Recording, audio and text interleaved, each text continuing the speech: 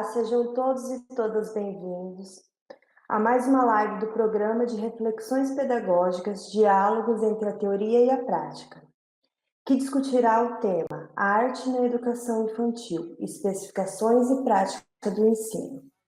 Essa live foi elaborada pela equipe de gerência de educação infantil da CEMED.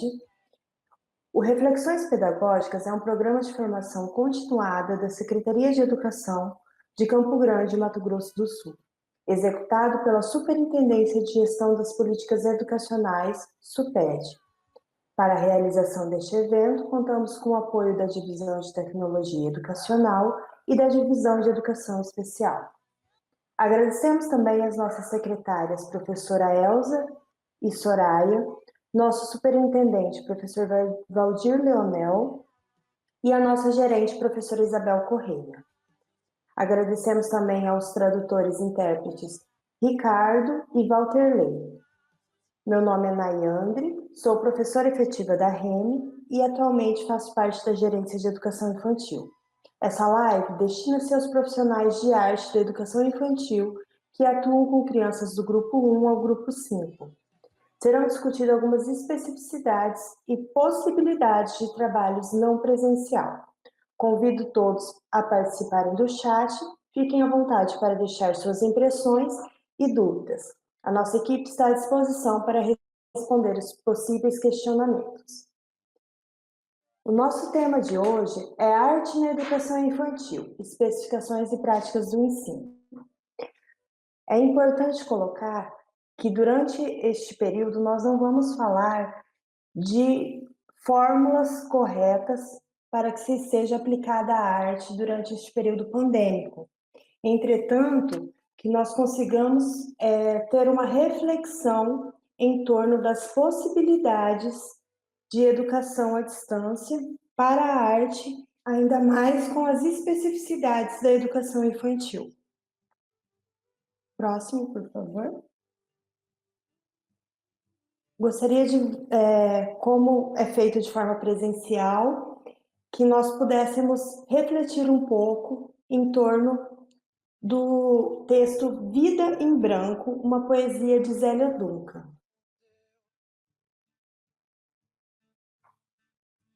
Vida em Branco. Você não precisa de artistas? Então me devolve os momentos bons, os versos roubados de nós, as cores de seu caminho. Arranca o rádio do seu carro, destrói a caixa de som, joga fora os instrumentos e todos aqueles quadros, deixa as paredes em branco, assim como a sua cabeça.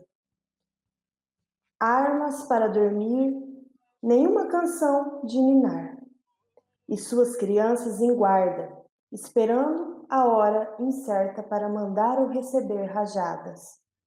Você não precisa de artistas? Então fecha os olhos, mora no breu, esquece o que a arte te deu. Finge que não te deu nada, nenhum som, nenhuma cor, nenhuma flor, nem Van Gogh, nem Tom Jobim, nem Gonzaga, nem Diadorim. Você vai rimar com números, vai dormir com raiva e acordar sem sonhos, sem nada. E esse vazio no seu peito não tem refrão para dar jeito, não tem balé para bailar. Você não precisa de artistas? Então nos perca de vista, nos deixe de fora do seu mundo perverso, sem graça, sem alma. Zélia Duncan. Eu gostaria de convidar todos vocês para que nós pudéssemos fazer uma reflexão em torno deste poema. A arte se mostrou tão importante nesse momento pandêmico. O que seria de nós presos dentro de casa, se não tivéssemos uma televisão, um som, se não tivéssemos uma poesia, um bom livro para ler? A arte se mostrou essencial nesse momento pandêmico. Mas nós sabemos que ela ainda não é valorizada dentro da educação, dentro da nossa sociedade. Artistas ainda são vistos como talvez a escória da sociedade. Aquele que não deu certo virou artista. Aquele que não faz nada virou artista. Aquela velha pergunta de que, você é artista? Então, com o que você trabalha? Como se a arte não tivesse valor algum. E é em torno dessa reflexão que nós vamos seguir durante essa apresentação, tentando chegar a um ponto em comum do que nós podemos ou não executar com a arte na educação, com a arte na nossa sociedade. Qual é o valor e como que nós vamos conseguir atingir essas famílias para que elas compreendam o valor da arte na educação. Pode passar, por favor? E assim nós perguntamos, né? Quais são os desafios enfrentados durante essa pandemia? Qual a forma e qual a intensidade que isso tem tomado, principalmente nessa etapa da educação infantil? Nós sabemos que com crianças pequenas, a aprendizagem ela acontece de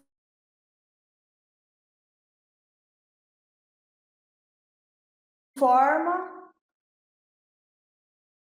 eu preciso até procurar uma palavra.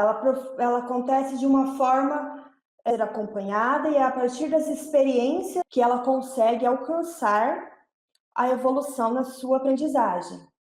E pensando na arte, que já não é valorizada há muito tempo, como que nós vamos fazer isso? Como que nós vamos alcançar isso, sendo que são as famílias que estão acompanhando essa criança dentro de casa? Próximo, por favor. E aí a gente chega naquele velho ponto que nós artistas já conhecemos bem, que é a desvalorização da arte, né? Como a arte é vista. Nós temos o hábito, até nós artistas, nós professores, de utilizar alguns termos que desvalorizam a arte. A criança está aprontando, a gente fala que ela está fazendo arte. Ela está fazendo birra, a gente fala que ela está fazendo uma cena, manda a criança deixar de drama. Se deu mal em alguma coisa, ela dançou naquilo. E aí, onde que fica a valorização desses profissionais, desses educadores que partem desse princípio? O próximo, por favor. E aí, eu chego numa frase que vai ser basicamente vai ser a base de todo o nosso pensamento durante essa reflexão pedagógica. A arte não se ensina com transmissão, mas provocando experiências. Nós sabemos que outrora a arte era apenas transmissão de técnicas. Ainda era conhecida como educação artística na educação, e ela vinha a serviço de outras modalidades de ensino, de outras habilidades. Ela não tinha por si só uma reflexão em torno de si e uma experienciação em torno de si. Entretanto, hoje nós precisamos repensar qual é a forma que essa arte é colocada dentro da educação. Nós já sabemos que a arte, ela tem uma forma de transmissão para atingir cada pessoa que é diferente. Quando ela atinge uma pessoa, aquela mesma obra de arte atinge outra pessoa de outra forma. E às vezes nem é a forma que aquele artista pensou em colocar aquilo. É algo essencial ao livre interpretação da pessoa, certo? E como que nós trabalhamos isso com crianças tão pequenas? Como que nós vamos levar isso para dentro da sala de aula com crianças do grupo 1 ao grupo 5? E aqui eu coloco que no grupo 1, grupo 2 e grupo 3, nós sabemos que nós não temos o profissional de arte, habilitado em arte, para trabalhar com essa criança. Porém, o professor de sala, ele já começa uma experienciação com essa criança, provocando sentimentos, provocando descobertas que quando essa criança chegar no grupo 4 e no grupo 5, ela vai conseguir compreender e se desenvolver melhor dentro da disciplina de arte. E é um processo de construção. Então, um processo de construção desde o momento em que essa criança nasce, porque é um processo cultural. A arte, ela traz consigo essa experienciação cultural. Então, o que a criança vive dentro de casa, o que a criança vive em família, o que ela vive com os colegas, tudo isso vai gerar um resultado artístico na vida dessa criança, um resultado cultural.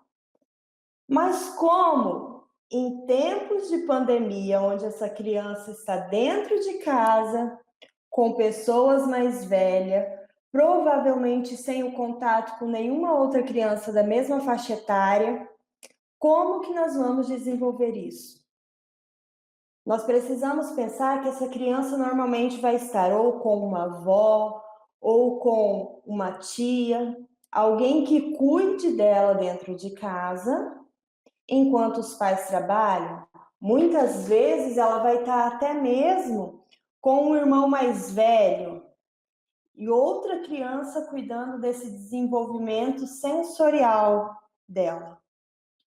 Então, nós precisamos ter um cuidado com o que nós vamos ofertar para essas famílias como forma de atividades, como forma de experienciação dentro de casa. O que essa criança vai ter de material, quem vai estar acompanhando, como que nós vamos desenvolver isso, certo? E também precisamos pensar que a arte, como nós já falamos, ela é desvalorizada. Ela é vista como algo que não é essencial. É um pensamento que nós queremos e precisamos mudar, mas nós sabemos que não vamos conseguir alterar isso de um dia para o outro. Nós não vamos dormir e acordar com essa questão, com esse questionamento resolvido. É um processo de construção de valorização dessa arte. E é um processo muito novo na sociedade brasileira ainda. Nós precisamos pensar que todos aqueles questionamentos do deixa de fazer drama, tá fazendo arte, que nós já colocamos, eles vão surgir dentro dessa casa, que a criança não está tendo o contato com o profissional habilitado para a transmissão desse conhecimento, com a transmissão e o provocamento dessas experiências. Próximo, por favor. E aí eu convido vocês para nós avaliarmos o contexto histórico dessa arte no Brasil, na educação brasileira e na nossa sociedade também.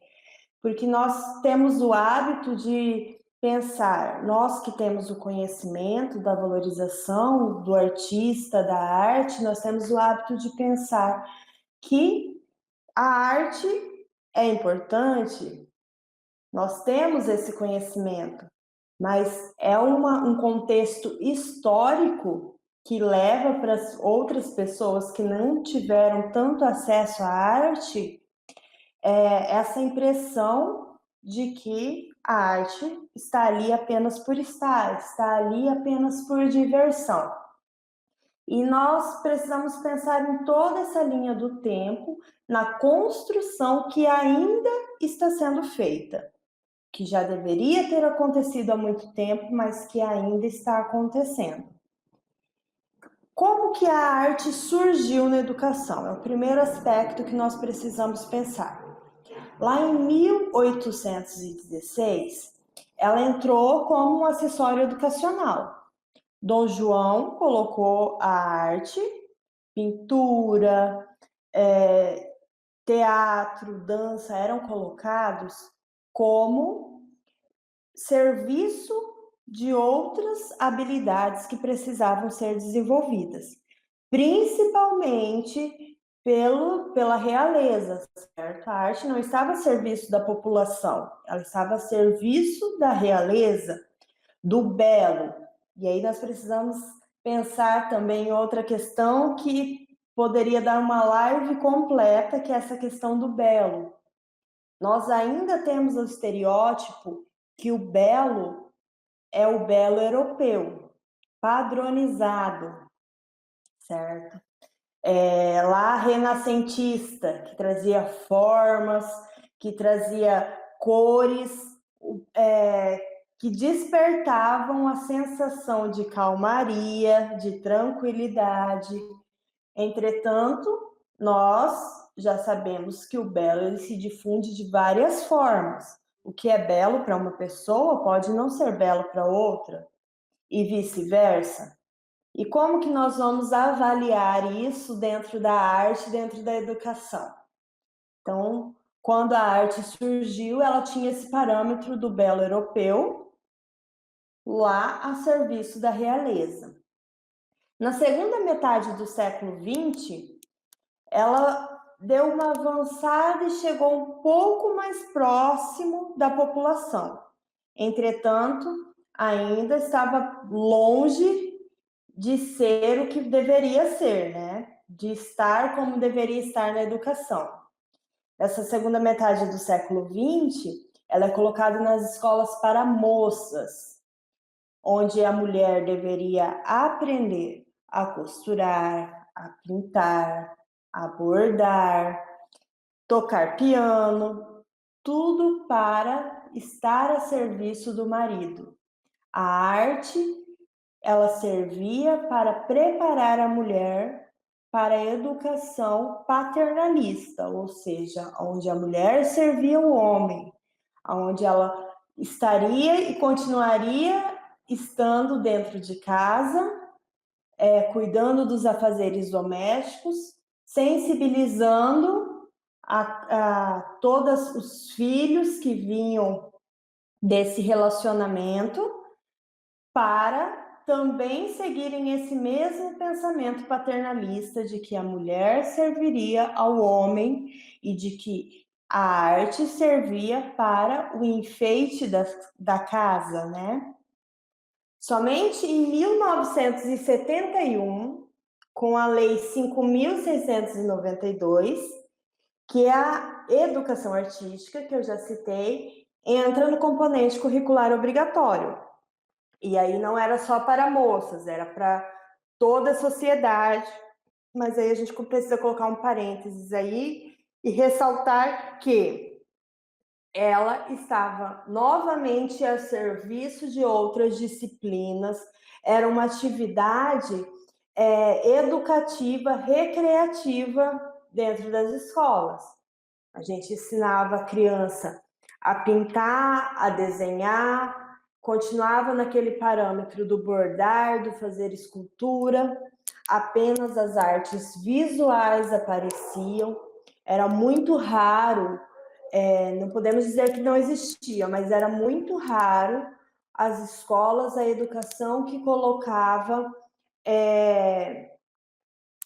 outras linguagens, como teatro, dança e música, dentro da educação. A música ainda surgia, mas de forma erudita, certo? Ela tinha esse pensamento erudito de que continuava a serviço do quê? De divertir, de interter as pessoas que estavam visitando o lar daquelas mulheres, ela ainda tinha esse sentido. Porque nós precisamos pensar que é uma sociedade que vai se construindo em cima do paternalismo. O homem é a figura principal da nossa sociedade brasileira se a gente pensar no contexto histórico. Nós precisamos, um outro tema que nós teríamos que entrar para romper esse pensamento. Entretanto, nós precisamos seguir essa linha de que a nossa sociedade vem de uma sociedade paternalista e isso influencia muito na arte, porque a arte é feita para a mulher. É sensibilidade, e o que é sensível é feito para a mulher. Esse era o pensamento que existia. Em 1973, nós temos a primeira faculdade de arte, que foi criada pelo governo federal. Essa faculdade, ela colocava já as quatro linguagens: a música, o teatro, a dança e as artes visuais. Entretanto, ela não colocava de forma específica que esse professor estivesse procurar um termo aqui, que esse professor aprendesse especificamente o que ele deveria ensinar dentro de sala. Era uma educação polivalente. Nós sabemos que é uma luta grande para desconstruir esse pensamento de que o professor de arte, ele é o professor que sabe todas as linguagens, que vai ensinar tudo. Isso não existe. O professor, ele tem a sua especificidade de aprendizagem, ele sabe, de acordo com a sua formação, o que ele vai ensinar dentro da sua aula. E é uma luta que nós, professores de arte, ainda enfrentamos e vamos continuar buscando a conscientização populacional sobre isso. O próximo, por favor.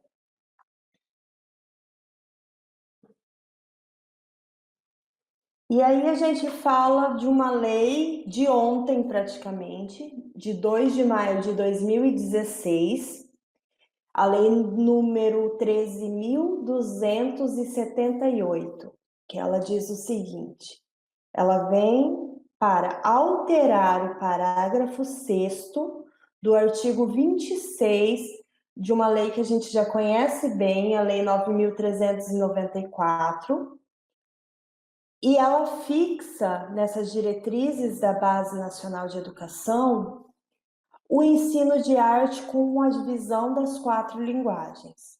E aí aparece para nós as artes visuais, música, teatro e dança.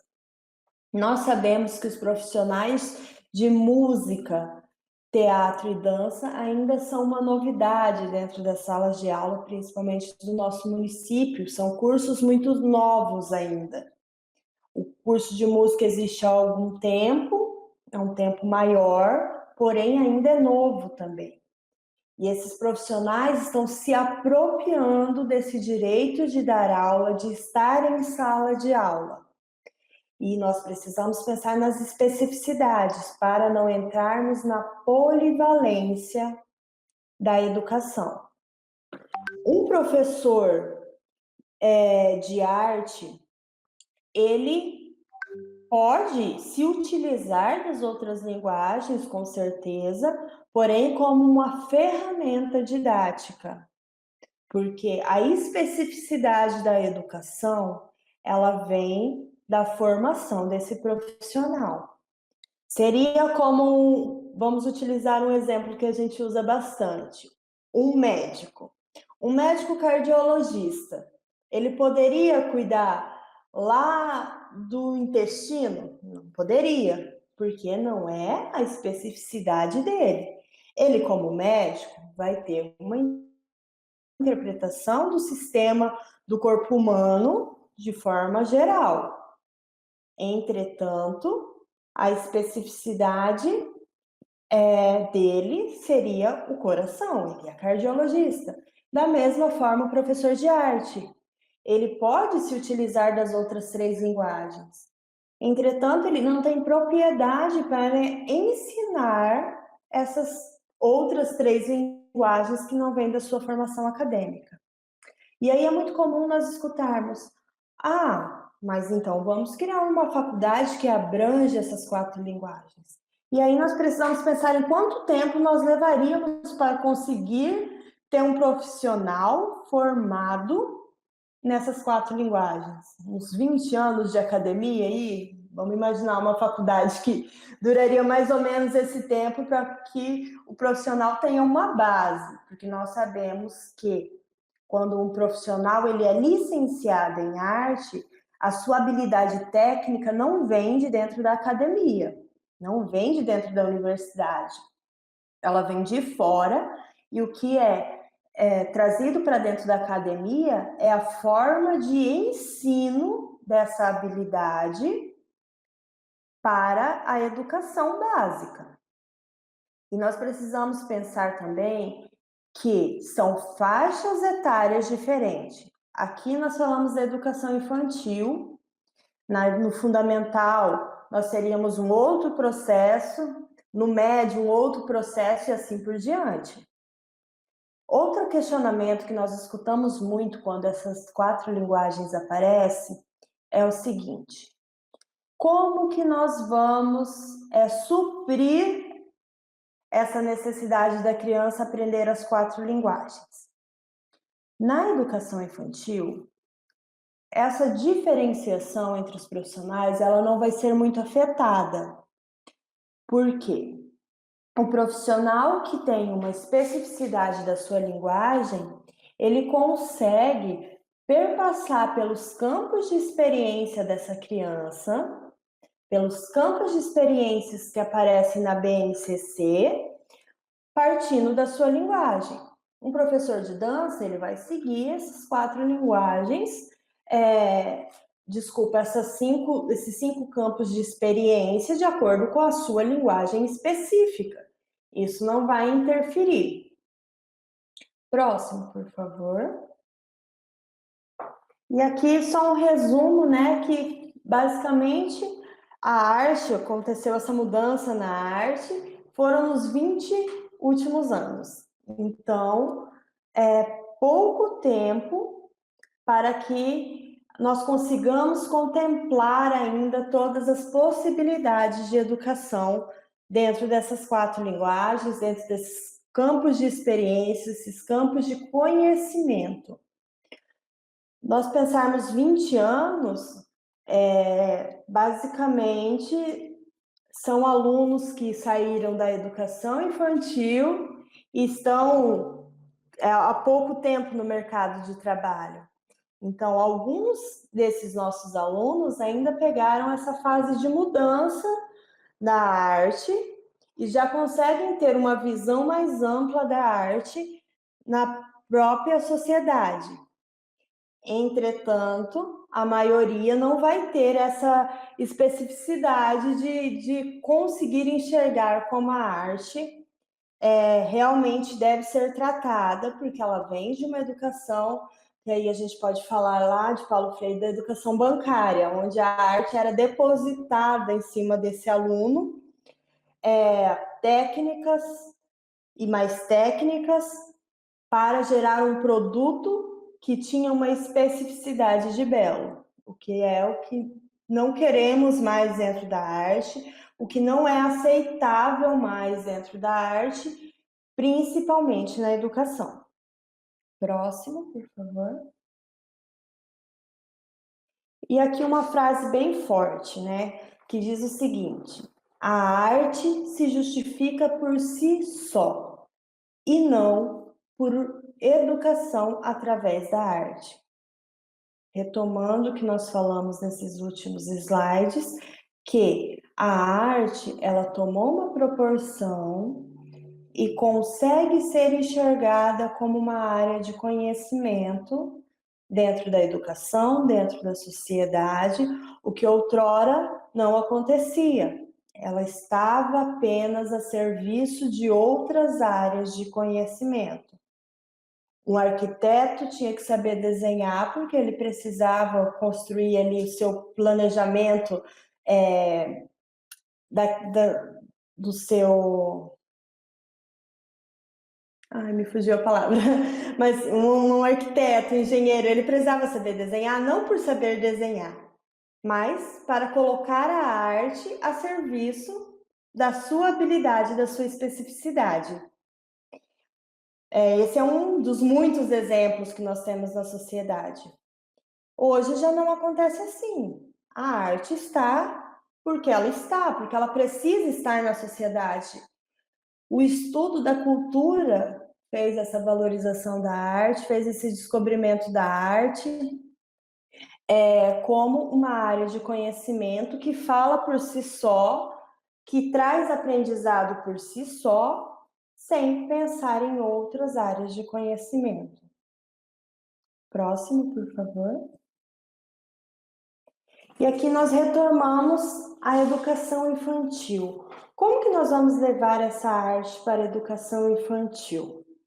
Primeiro aspecto que nós precisamos pensar é na BNCC. A BNCC, quando fala de educação infantil, ela estabelece 5 campos de experiência: o eu, o outro e o nós, espaço, tempo, quantidade, relação e transformação, traços, sons, corpo e imagem, escuta, fala, pensamento e imaginação, e corpo, gesto e movimento. Seriam 4 grupos de aprendizagem, podemos colocar assim, dentro da educação infantil, aonde dentro desses campos de experiência vão surgir as habilidades que devem ser desenvolvidas por uma criança da educação infantil, do grupo 1 ao grupo 5. Se nós pegarmos o nosso currículo, nós vamos encontrar 6 campos de experiências, porque na construção do nosso currículo, por opção dos profissionais, foram divididos algumas habilidades, principalmente a habilidade matemática, que foi colocada como um campo de experiência único. Entretanto, no currículo de arte, apesar de aparecer esses campos de experiência, eles não são divididos, aparecem apenas os 5 que devem perpassar pelas 4 linguagens. Cada linguagem vai ter a sua forma específica de trabalhar, porém dentro desses campos de experiência. Próximo, por favor. Vamos falar um pouquinho sobre cada campo de experiência. O primeiro é o eu, outro e o nós. O objetivo é que elas se tornem aptas a valorizar sua própria identidade e, ao mesmo tempo, a respeitar e reconhecer as diferenças dos outros. Então, basicamente, esse é um campo relacionado à construção da identidade dessa criança. É um campo que vem desde quando a criança nasce. Na verdade, todos vêm desde que a criança nasce. Mas ele é um campo que vem da família, que vem da interação com a família, da interação com a sociedade, da interação escolar. Em qualquer lugar que essa criança esteja, ela vai estar vivenciando esse campo. É um campo social que traz uma ampliação de conhecimentos sobre a sociedade, uma construção de relações sociais que essa criança vai apresentar. É aqui que ela vai se reconhecer como ser, que ela vai se identificar como peça fundamental para a convivência social. É aquele campo que a gente precisa desenvolver as relações entre as crianças. E aí eu pergunto, como que vamos trabalhar as relações entre as crianças com a educação infantil à distância? É difícil pensar nisso, porque essa criança ela precisa do contato com outras crianças. Ela precisa conhecer outras crianças, vivenciar o estar próximo a outras crianças, outras pessoas que, se não, as que estão dentro de casa, a própria família. Essa semana eu tive a oportunidade de ler uma reportagem sobre educação e uma artista que teve filho na pandemia disse o seguinte: a fulana, não vou citar o nome da criança, não conhece nenhuma outra criança ainda. Isso traz uma reflexão de como que está sendo construída essa relação do outro dessa criança. Como construir isso com uma criança tão pequena que ainda precisa vivenciar isso por um longo tempo. E aí a gente retoma o que já foi dito várias vezes por toda a equipe da gerência da educação infantil. Educação à distância, na educação infantil, ela não existe. Não tem como fazer educação, porém, nós precisamos encontrar uma forma de fazer essa educação à distância. Porque essa criança ela precisa ser desenvolvida com as habilidades que somente o professor vai ter em sua formação para desenvolver. O pai, a mãe, a pessoa que cuida dessa criança, ela vai fazer o seu melhor, com certeza, para que essa criança se desenvolva em casa. Entretanto, essas relações sociais que são estabelecidas nesse campo, elas precisam ser mais amplas e nós já precisamos começar a pensar num momento de retorno presencial, que isso vai precisar ser intensificado. Como que essa criança vai voltar para a sala de aula? Como que ela vai reconhecer o colega dentro de sala de aula, de um ambiente escolar? Aí nós vamos para o segundo campo: corpo, gestos e movimentos. Nesse campo, o objetivo é mostrar as diferentes linguagens artísticas e culturais, como a música, a dança e seus diversos movimentos. É um campo que ele explora movimentações, ele valoriza muitas brincadeiras. Novamente, ele volta naquele primeiro campo do eu, o outro e o nós. São campos relacionados. E é muito preocupante porque nós percebemos que muitas pessoas, muitos profissionais têm a impressão de que a arte só se encaixa dentro deste campo, um campo que fala especificamente de linguagens artísticas.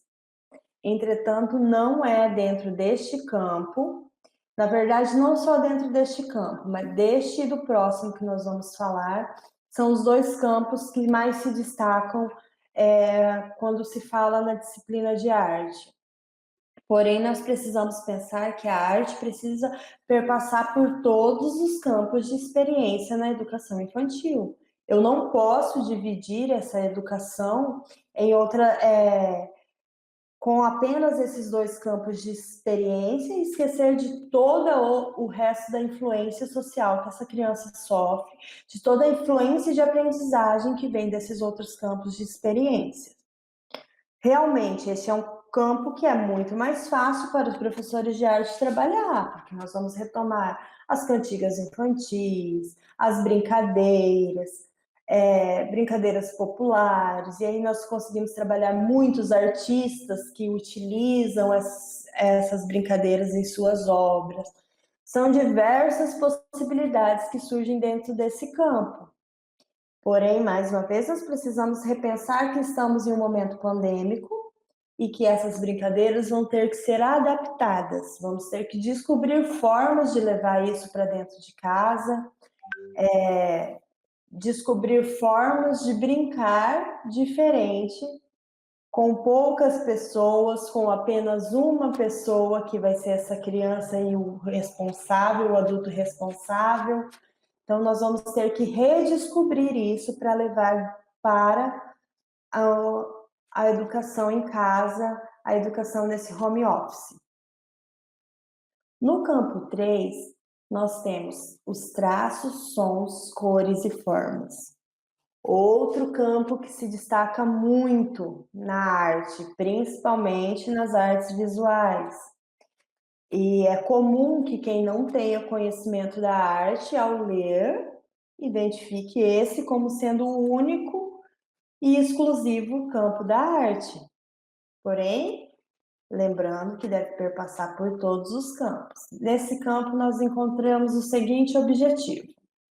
O objetivo nesse campo é incentivar as crianças a terem experiências por meio da intensidade dos sons e ritmos, descobrindo assim ações variadas, traços, cores e formas. Então, vai ter o contato nesse campo com as diferentes manifestações artísticas. É nesse campo que também o professor de sala e não só o professor de arte vai poder trabalhar um artista específico, vai poder trabalhar cores, formas, lembrando que isso tem que ser de forma muito genuína. Eu não posso chegar e colocar contextualização para uma criança de 4, 5 anos. Eu não posso querer explicar o que cores primárias, cores secundárias para uma criança de 3 anos, de 4 anos. Nós vamos utilizar esses termos? Vamos utilizar esses termos. Porém, isso tem que ser de forma natural. A criança tem que entender que ela misturando duas cores vai dar uma terceira cor. Isso não faz com que ela tenha que necessariamente saber que as duas cores que ela misturou são cores primárias e que o resultado que ela chegou são cores secundárias. Pensando nesse campo, nós precisamos pensar muito nos pais, na família que acompanha essas crianças. Por quê? Quando nós pegamos os cadernos de experiência que estão vindo da CEMED, surgem muitos questionamentos de que, mas esse não é a forma de trabalhar com a criança. Eu não vou explicar o que é cor secundária. Aparece lá falando sobre algumas coisas como ritmo. Eu não vou explicar para essa criança o que é ritmo. Porém, nós temos que pensar que muitas dessas famílias, elas vão pegar esse caderno na escola e elas vão levar para casa. E esse entendimento tem que ser para o pai. O pai vai ler, ele precisa compreender esse contexto para que aí sim ele desenvolva essa atividade com a criança. Então, toda essa contextualização, que é uma contextualização que nós não utilizaríamos em sala de aula, ela aparece por conta disso, por conta que o pai, o responsável, precisa compreender aquilo para poder acompanhar essa criança, certo? Então, esse é um campo que realmente a arte se destaca, mas que não é um campo específico do professor de arte, porque o professor de sala, os assistentes educacionais, os professores de educação física também vão se utilizar dele. O quarto campo de experiência é a escuta, fala, pensamento e imaginação. O objetivo desse campo o objetivo desse campo são as experiências com cantigas, leituras, jogos cantados, brincadeiras de rodas, conversa, entre outras. Então, aqui a gente realça a linguagem oral dessa criança e volta lá no corpo, gestos e movimentos. Então, a gente consegue perceber que todos esses campos eles estão interligados entre si. Não tem como eu trabalhar um campo só de forma isolada, certo? Esses campos, eles estão interligados e o desenvolvimento de um campo automaticamente leva ao desenvolvimento de outro campo, certo? E dentro desses campos nós temos as habilidades que se subdividem e cada habilidade é desenvolvida de uma forma diferente, que se interliga com a habilidade de outro campo de experiência. Então, nós precisamos ter muita atenção em qual é o objetivo que queremos chegar com essa criança para que ela consiga se desenvolver. Um cuidado maior ainda quando mandamos isso para casa e temos uma pessoa que não é um profissional formado para desenvolver essa habilidade, para desenvolver esse campo de experiência. Então, aqui nesse quarto campo, nós vamos desenvolver a fala dessa criança, a oralidade dessa criança, a comunicação dessa criança. É nesse campo que a criança vai falar uma palavra errada, nós não vamos necessariamente corrigir, mas nós vamos fazer com que ela descubra, dentro da sua vivência social, a forma correta daquela palavra. Certo? Nós não podemos repreender essa criança de que ela está falando errado, mas nós vamos fazer ela descobrir o significado dessa palavra, nós vamos mostrar um objeto que represente essa palavra, vamos fazer com que ela descubra aonde está o erro e que ela se desenvolva com esse erro, que ela descubra. Nós não podemos nem falar um erro, né? Porque são crianças tão pequenas que elas ainda estão descobrindo, aprendendo essa convivência social. No quinto campo de experiência, nós temos espaço, tempo, quantidades, relações e transformações. Esse é um campo que eu já comentei que ele se divide em dois quando nós pegamos o currículo da rede lá na parte dos professores de sala, dos professores regentes, certo? Ele se divide em dois, separando a matemática desse campo. Porém, aqui no currículo de arte ele aparece como único, certo? O objetivo é favorecer a construção das noções de espaço em situações estatísticas, como perto, longe, frente e trás, hoje, ontem, amanhã, antes e depois. Então, já fica bem claro que não há possibilidade de se trabalhar dentro de sala de aula com crianças pequenas, seguindo uma rotina sem esse campo de experiência. Quando a gente começa uma rotina com uma criança, eu entrei no primeiro tempo, então eu tenho que saber que a rotina daquela criança é um bom dia, uma musiquinha, uma história. Ah, que dia que é hoje? Vamos olhar no calendário. Ontem foi que dia? São relações que são construídas no convívio de sala de aula e que não cabem somente ao professor de sala, ao professor regente, mas cabem a todas as pessoas que estão convivendo com essa criança. Ela é pequena, ela ainda não consegue ter a noção e a dimensão de espaço, de noções espaciais e temporais, que são as 24 horas que compõem um dia, os 7 dias que compõem uma semana, os 30 ou 31 dias que compõem um mês. Isso ela não vai conseguir compreender ainda, enquanto ela não conseguir compreender de que, eu acordei, eu fui para a escola, eu voltei para casa, eu tomei banho, eu jantei, eu dormi, eu acordei de novo. Isso foi um dia. Então, essas relações que nós temos que construir aos poucos com essa criança para que ela se desenvolva com mais facilidade dentro das outras campos de experiência, das outras habilidades.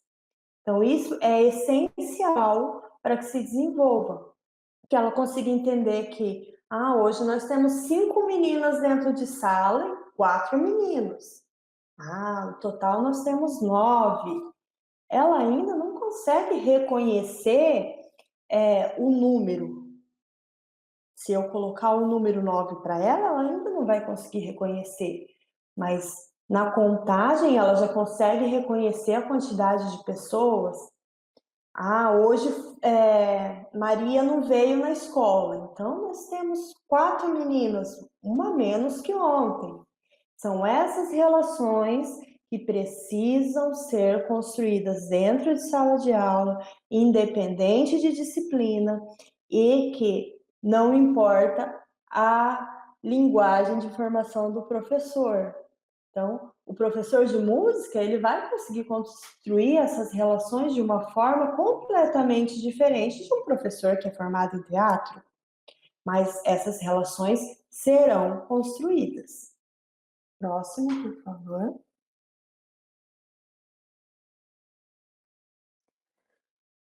Como podemos ver a seguir, vamos falar sobre o nosso currículo específico de arte da REM. Esse currículo ele sofreu uma alteração agora em 2019. Então faz pouco tempo que nós estamos com um novo currículo. O maior ganho desse nosso currículo foi na parte de dança, porque não aparecia no nosso currículo antigo, certo? Apesar de já aparecer dentro da, da nossa, do nosso currículo nacional, no nosso currículo da rede, a dança ainda não aparecia. Próximo, por favor. Nós podemos observar o nosso currículo antigo. Nosso currículo antigo ele aparecia da seguinte forma: dividido por linguagens, começava com artes visuais, depois vinha música e por último, ele começava com artes visuais, vinha o teatro e por último a música. Porém, ele não era dividido por faixas etárias, ele era dividido por bimestre, então as habilidades não apareciam conforme tinham que ser desenvolvidas na educação infantil e depois no ensino fundamental. Ele aparecia como os objetivos a serem alcançados bimestralmente. Nós podemos observar ali que ele era feito em forma de uma tabela, no primeiro bimestre, por exemplo, ali de artes visuais. Nós temos desenho no corpo. E aí aparecia uma coluna com várias técnicas que deveriam ser desenvolvidas, que como nós já falamos, não podemos mais pensar dessa forma.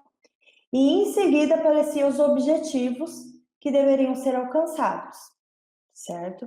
Por exemplo, identificar ponto e linha nas obras de arte no cotidiano, apreciar trabalhos de artistas que apresentam essa poética.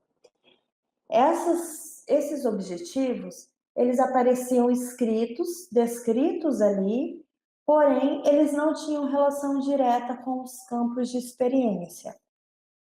Pode passar, por favor? No nosso currículo atual, ele ainda aparece escrito como versão preliminar, entretanto, é o currículo que nós vamos utilizar agora em diante, certo? Ele aparece ainda como versão preliminar porque tem alguns ajustes, porém ajustes de ortografia a serem feitos. Nas questões de habilidades, de campos de experiência, ele já foi formulado como deve ser seguido. Ele aparece da seguinte forma: grupo 4 e 5, ele aparece junto do currículo da educação infantil. O de educação física também aparece junto da educação infantil, então isso já é um ganho, porque ele é uma continuidade na formulação textual. Antes disso, nós podemos observar lá textos referência que vão dar o suporte para o professor de arte trabalhar na educação infantil. Quais são os parâmetros que devem ser seguidos na educação infantil, certo? Então é muito importante que seja lido na íntegra. Comecem a ler, não peguem apenas a tabelinha com as habilidades e desenvolvam. Leiam todo, porque ele dá a base de suporte, ele diz como deve ser desenvolvido dentro de sala de aula. Infelizmente, não é algo que nós esperávamos nessa pandemia, então ele não tem como se trabalhar de forma remota. Porém, nós podemos adaptar tudo que nos é colocado ali para trabalharmos de forma remota, certo? Logo ele vem dividido o grupo 4 e 5. Aí ele vem os campos de experiência, o eu, o outro e o nós, que foi o primeiro campo que colocamos lá. Ele descreve esse campo, o que nós podemos fazer. Por exemplo, ali ele diz, é na interação com os pares e com os adultos que as crianças vão construindo um modo próprio de agir, sentir e pensar. vão descobrindo que existem outros modos de vida. Então, e assim ele continua dando especificidades de como trabalhar esse campo. Em seguida, essa tabela de habilidades aparece já bem diferente do nosso currículo antigo. Nós podemos perceber ali que ela aparece em colunas as linguagens, então artes visuais, dança, teatro e música. As habilidades, vocês podem perceber que elas aparecem em linha. A mesma habilidade que aparece em artes visuais aparece em dança, a que corresponde à de artes visuais. E aí nós voltamos naquele questionamento que é feito, mas essa criança não vai ser prejudicada de trabalhar com um profissional de apenas uma linguagem? Não, ela não vai ser prejudicada porque nós vamos desenvolver o campo de experiência da mesma forma. Lá no ensino fundamental é uma outra conversa para um outro momento, porém, aqui na educação infantil, ela não vai ser prejudicada em nenhum momento na sua aprendizagem, porque a habilidade do campo de experiência vai ser desenvolvido da mesma forma, certo? Então, sempre que aparece uma habilidade, ela vai aparecer a habilidade correspondente na outra linguagem. Próximo. Eu trouxe apenas um recorte para nós observarmos um código, um alfanumérico que aparece sempre antes da habilidade.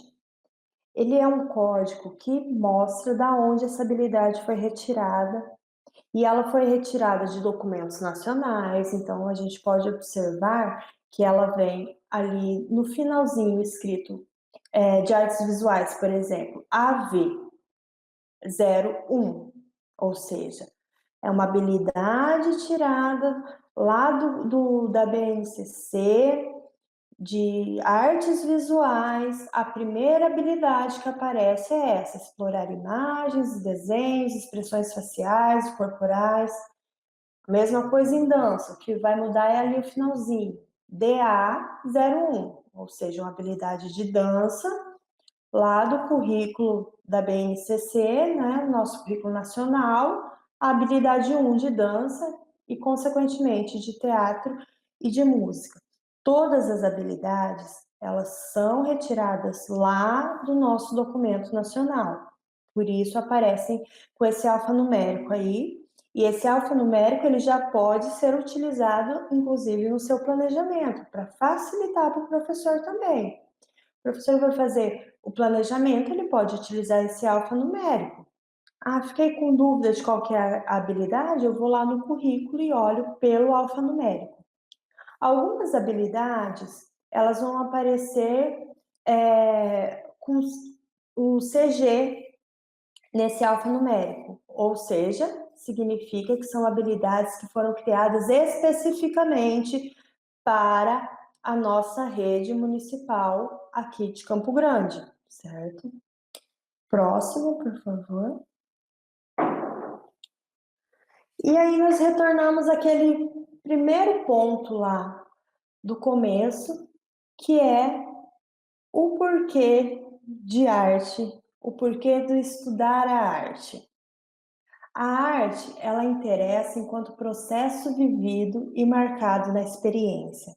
É um processo contínuo e cotidiano que envolve pesquisa, conquista de autoconfiança e coragem de ir aonde não se conhece. Por que que eu estou retornando isso antes de finalizar? Para nós lembrarmos que educação à distância e educação infantil são duas coisas que não se combinam. Porém, nesse momento, é algo que nós precisamos fazer combinar. Mas nós não podemos nos esquecer que a arte, ela é uma experiência vivida. A criança, ela vai se desenvolver a partir da sua experiência. O produto final, ele vem de uma experiência que vai gerar o descobrimento social dessa criança. E por isso a importância da arte, porque a arte é algo Curricular, entretanto, é algo cultural. Não existe vida social sem cultura. Desde o que se come, o que se veste, as formas de pensamento, tudo é influenciado pela cultura, certo? E, basicamente, pela arte. E cultura sem arte não existe, arte sem cultura não existe. Não dá para se diferenciar, se dividir esses dois aspectos. E ela vai trazer esse descobrimento, como diz ali, a conquista de autoconfiança e coragem de ir aonde não se conhece. Ou seja, a criança vai se descobrir através da arte. Ela vai descobrir o que faz sentido e o que não faz sentido para ela, culturalmente, socialmente, através da arte. Por isso, nós não podemos desistir, nós precisamos ir atrás de novas formas, novas técnicas para desenvolver isso à distância. Como eu disse, eu não posso trazer uma fórmula pronta para cada professor. Cada professor tem a sua forma de trabalhar. Cada linguagem específica do professor vai influenciar nessa forma de trabalhar. E mais importante que tudo é as peculiaridades da unidade escolar, da EMEI ou da escola, o ambiente em que ela se encontra. Nós sabemos que dentro de uma mesma cidade, as diferenciações culturais são muito grandes.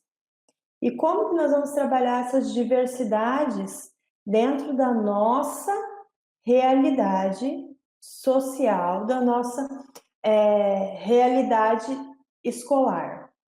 Então, em nenhum momento isso aqui teve o propósito de trazer fórmulas prontas, apenas de refletir de onde nós estamos vindo e para onde nós vamos. Próximo, por favor. E assim nós precisamos pensar, né? Que a arte acontece pela expressão. E isso é muito importante quando nós pensamos no resultado que nós queremos alcançar com a nossa criança, com o nosso aluno.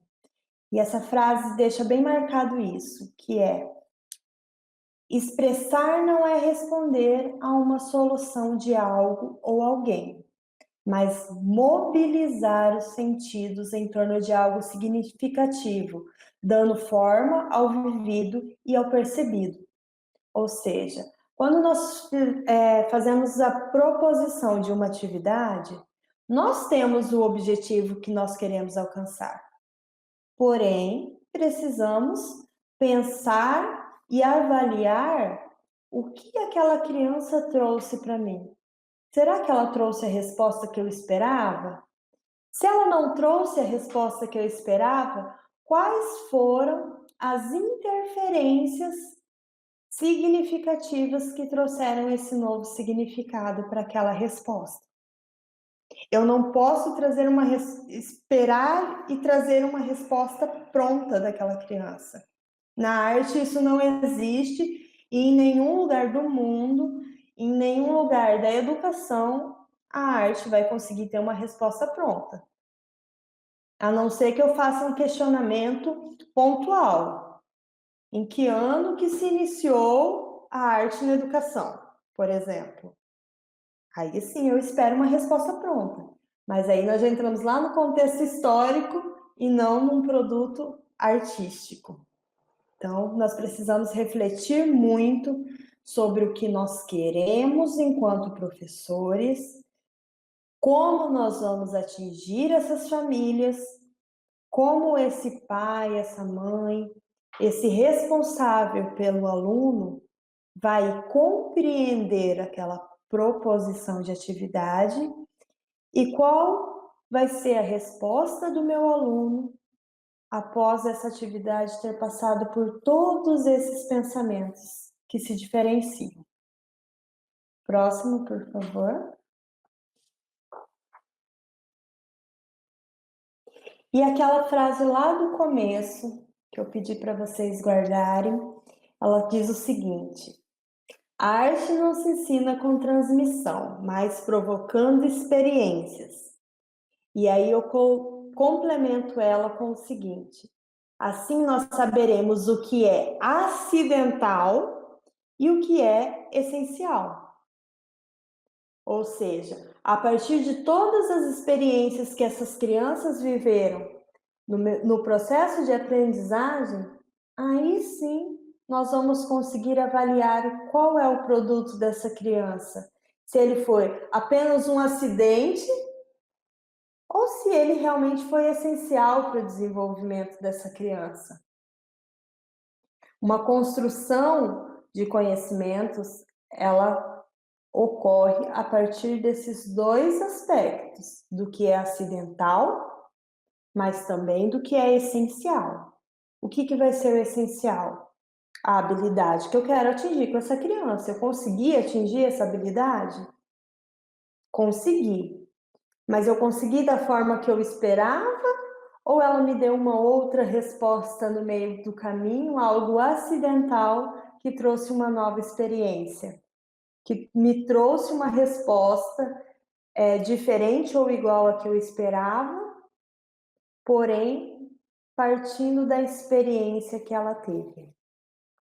E só para finalizar, eu deixo uma frase, próximo, por favor, para vocês refletirem, que é uma frase de alguém que eu acredito que todos os professores de arte conhecem e seguem pelo menos um pouquinho dos ensinamentos, que é a Ana May Barbosa. Ela diz o seguinte: enquanto houver curiosidade, há o que aprender. Então eu deixo isso para vocês refletirem. E eu agradeço a participação de todos, lembrando que a GENIF está à disposição de todos vocês pelo telefone 20 20 38 47. E ao longo do ano nós esperamos todos vocês nas próximas lives. Abraço e até a próxima.